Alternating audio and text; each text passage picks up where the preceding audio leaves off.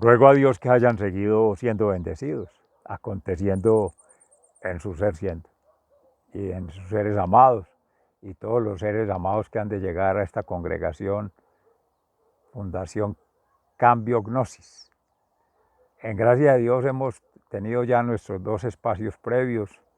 Hoy, 10 de noviembre del año 2022, con Fundación Amaya, meditando en la palabra de Dios, y con Fundación Escuela de la Conciencia Ambiental, reflexionando al tenor de la síntesis del ser, vida y obra de Jesús, alma, mente y cuerpo, encarnando en este ser amado, así sea, amante y expresión del amor, que es la gracia de Dios, es la deificación, es la cristificación y es la santificación. Ahí está la Trinidad, Padre, Hijo y Espíritu Santo. Amén. Crear con el Creador, que es desde la transformación que haga en su propio ser, favoreciendo el trabajo de las sanaciones por parte de Jesús sanador y haciendo de esa gracia, ese don, ese talento, una gracia para dar gloria a Dios. O sea, poner de sí en alma, mente y cuerpo para que esa gracia que se siembra por Jesús en cada ser, partícula del cosmos, humus, de su cosecha en su momento, con la comunidad cristiana, y de frutos, como una unidad. No es la singularidad solamente. Esa es la primera relación de mistificación. Esa que se llama sinergia o colectivización o movimiento colectivo, es ese abatimiento, ese aleteo. Ahí sonó un trueno, la pólvora decembrina que se va adelantando, que ya entra a entorpecer las dinámicas de estas zonas rurales que son del campo. Es una amenaza contra la ecología, contra el bien vivir, contra las buenas relaciones que se vienen de las ciudades. A veces son casitas que se van construyendo de gente de la ciudad que se trae toda la bulla y todo el modo de vida y esos vestigios de cultura citadina, que es de orfandad de Dios, de distanciamiento de Dios y por tanto de egolatrías, que eso es lo que nos ha matado en las ciudades, quienes hemos caminado por allí. Y entonces daña, altera, corrompe, además de la corrupción natural, con esas corrupciones culturales, los estilos de vida, el corazón humano, por tanto el reino de Dios, que esa es la pregunta que le hacía un fariseo hoy, meditando la palabra, luego en la reflexión a Jesús en su momento sobre el reino de los cielos, que si faltaba mucho para el día del juicio final o para la llegada del reino de Dios, si ya está dentro, si ya en gracia de Dios vives, Dios, mente, alma y cuerpo, ya es amor, amornización, sentir, pensar y actuar en función del amor, que eso no es un concepto, no es un paradigma, no es un método, no, es esa plenitud, en libertad, en paz interior, obviamente. De ahí emana toda la que llama paz exterior, eso no existe, eso está en cada ser. Nunca se ha visto una manifestación de aves protestando contra los voladores, que las aturden y que las matan, que debieran hacerlo. si hubiese un código como pretenden ahora, el código de bioética, de que las especies tengan derechos, ¿cómo los harían valer? ¿Cómo se les garantizarían? Harán lo mismo que los humanos. Ah, no, hay humanos que los representan. Ah, con ventrílocuos, pues, ya.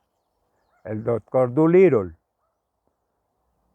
el, el, el de las fábulas de Esopo,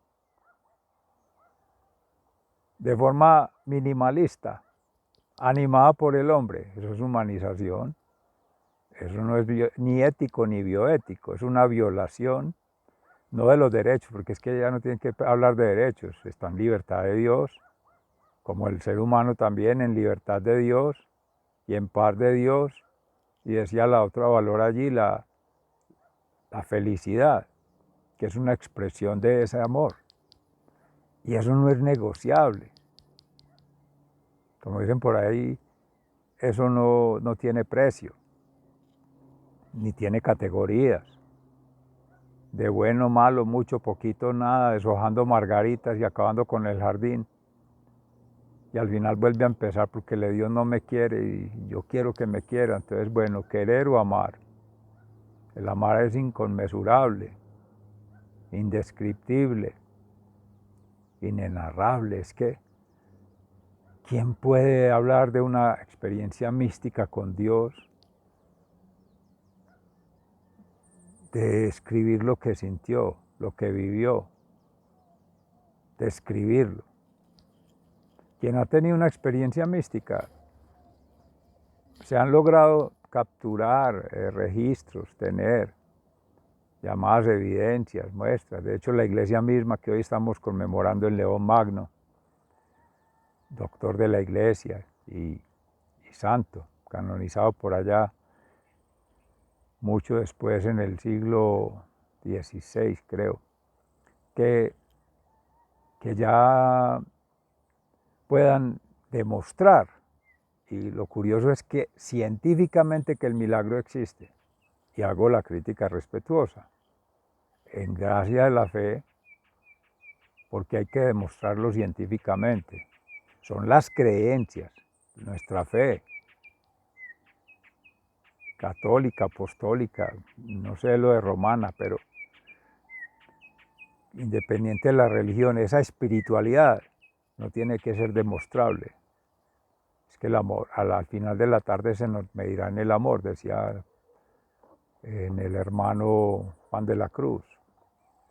Pero eso no es para demostrar ni para ganar competiciones, ni ser el primero.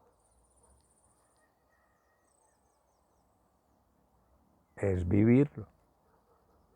Este instante, espacio, tiempo, energía, que es un soplo de vida. Ya, ama ya. No esperar que cuándo va a ser el reino de los cielos, que dónde, que quién viene, no espere manifestaciones. Es que la encarnación de Jesús en María Santísima para la humanidad, siendo divinidad, se hizo solamente como un enviado frente a la incredulidad del hombre, a su dura cerviz, a ese paganismo. Es que la pregunta es muy capciosa. ¿Cuándo viene el reino de los cielos? Para saber qué. A ver, ¿por qué pregunta eso? ¿Para seguir pecando? O sea, Shema. Escucha Israel, ama a Dios con toda tu alma, con toda tu mente, con todas tus fuerzas, con todo tu ser y a tu prójimo como a ti mismo. Es que es amor lo que dice Dios.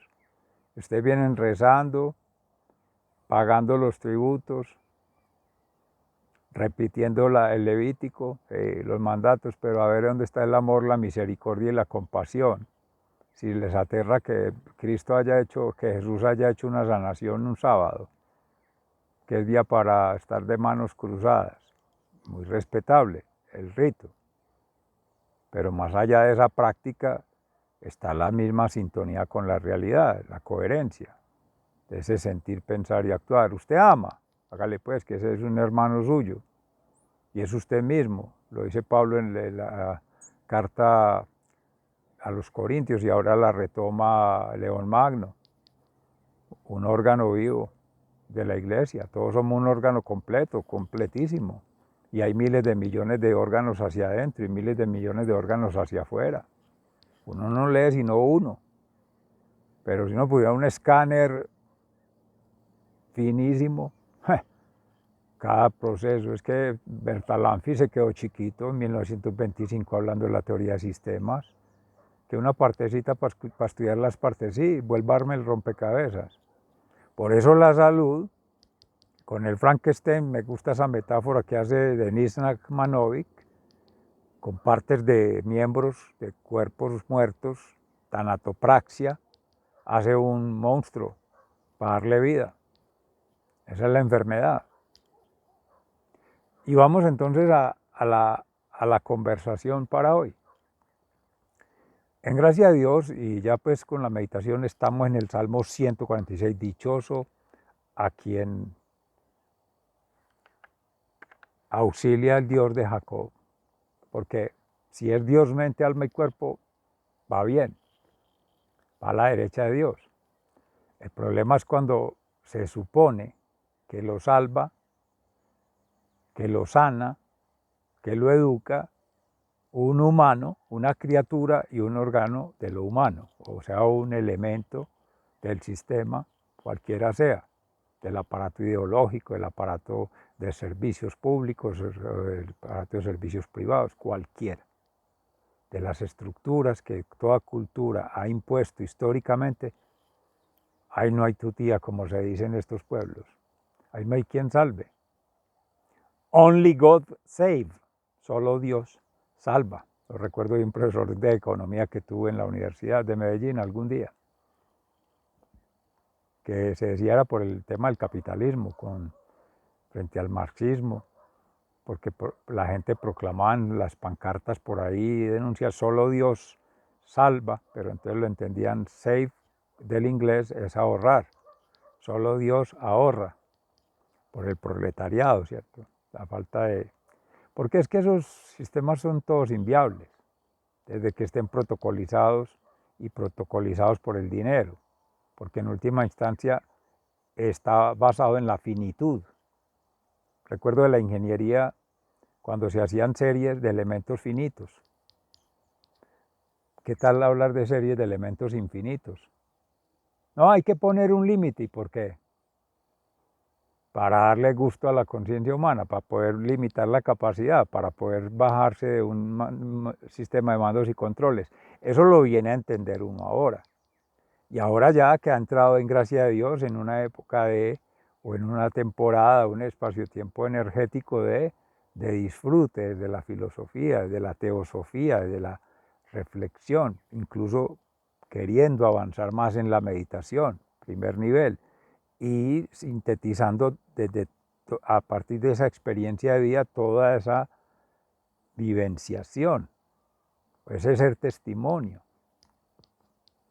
Que la diferencia, la experienciación aquí viene a ser la triangulación, en ese ser vida y obra, mística con la divinidad, intelectual con la razonabilidad, que es la humanidad, y vivencial, que es la vida misma, que es con la naturalidad, la terrenalidad.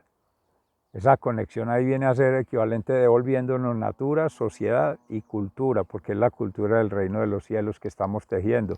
Amén. Esa es la textura de la vida del orden natural, para ir ascendiendo al orden que llaman sobrenatural, que entre otras cosas ya ha estado. Eso de sobrenatural y subnatural siempre ha estado ahí, al interior. Reino de Dios ha estado. O sea, esa información de los universos ya está en uno mismo, en cada ser, siendo.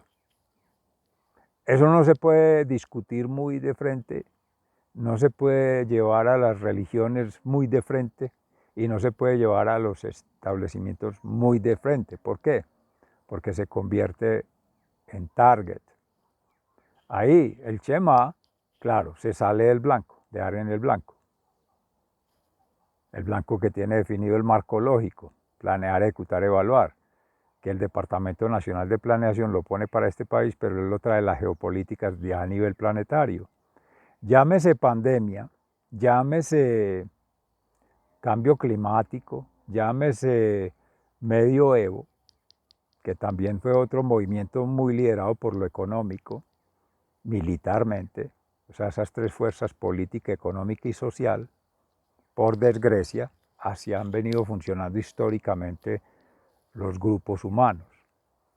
De incluso mal interpretado la Nueva Jerusalén, Sion. Para nosotros es Sion del orden natural, Laudato Sion, la UDA tu Sion, la UDA caminando en el cuidado de la vida, por tanto, de la madre tierra, de la casa común, en el orden natural, triangulando. Licenciatura de Pedagogía de la Madre Tierra, Laudato Si franciscanamente alma y cuerpo, porque es cristificación, cristianización. Invito a triangular allí Fundación Escuela de Conciencia Ambiental, para no reiterar ahí en la reflexión, y Geopoética del Habitar, la estética, la sensibilidad, el arte, la cultura, pero no como obra de teatro, no como obra artística y poner un número más, no. Una construcción con los actores en sus complejidades, en sus realidades, con sus comunidades, según sus propias necesidades, pero más que necesidades, trascendentalidades o relacionalidades complejas. Biosfera, noosfera, anemosfera. Porque ayer pues, y hoy se está tejiendo un espacio organizado por la Vicerrectoría de Docencia de la Universidad de Antioquia, que trata de poner a conversar algunas escuelas, facultades, institutos, claustros, con la Oficina de Relaciones Internacionales, buscando esas formas de apalancamiento, de flexibilización del currículo, de articulación, llaman armonización, entre entes, entre sectores, entre universidades, entre países, entre y salga, y entre culturas. Pero en realidad ahí hay un tejido todavía muy por urdir, y asimismo lo acepta el proyecto educativo institucional en construcción, proyecto, irse tejiendo, irse rearticulando, repensando, resituando. Pero está bien. Y de hecho, que lo coordina la profesora vicerrectora Elvia María González, muy loable, porque este proceso del orden natural en gran medida retoma de su formación, que ahora se mencionó precisamente en el espacio anterior de Eka Ram, de las estrategias de preguntar, o el arte de preguntar sería mejor, que estrategias, que es como muy militar, pero creo que ella sí lo llamaba así. Las preguntas fácticas, que es como lo místico, como lo más sensible, lo más sutil del ser. Las preguntas problematológicas, que son problemas o grupos de problemas, que es el aprendizaje basado en problemas, que es la pedagogía, la propuesta curricular y didáctica que ella ha liderado siempre en la Universidad de Antioquia, desde que ha sido profesora de la Facultad de Educación, luego como directora de la seccional de acá del suroeste de Andes, y luego como decana de la Facultad de Educación, y ahora y representante al Consejo Superior Universitario, y por tanto en la Vicerrectoría de Docencia. Eso es un proceso de escalamiento académico, administrativo y administrativo.